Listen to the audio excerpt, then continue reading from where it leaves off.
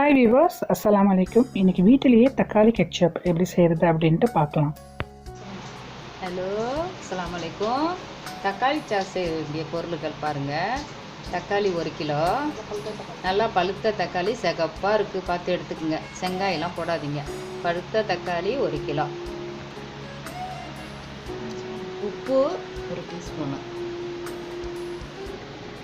கிராம்பு 2, பட்டை 1, பாதி வெங்காயம், 2 பல்லு பூண்டு, 2 டீஸ்பூனு சோள மாவு, 1/2 டீஸ்பூனு மிளகாத்தூள், சீனி 1/4 கப்பு, வினிகர் 1/4 கப்பு.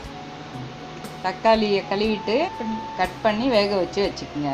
இங்கே பாருங்கள், வேக வச்சு வச்சுருக்கேன். ஆறின பிறகு அதை மிக்சியில் கொட்டி அடிச்சுட்டு அப்புறமேலு வடிகட்டி செய்யறத நம்ம பார்ப்போம் வாங்க.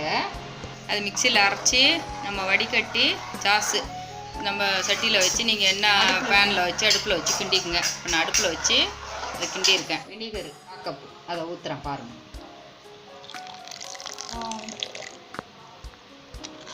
பாருங்கள் ஊற்றிட்டேன். பாருங்கள் ஒயிட் சுகர் போடுறேன் பாருங்கள்.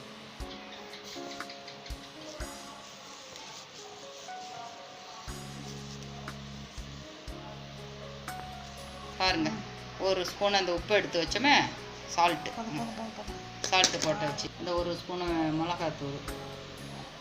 நீங்கள் நாட்டு மிளகா இருந்தாலும் போட்டுங்க, காஷ்மீர் மிளகா இருந்தாலும் போட்டுங்க, என்ன இருந்தாலும் போட்டுக்கணும்.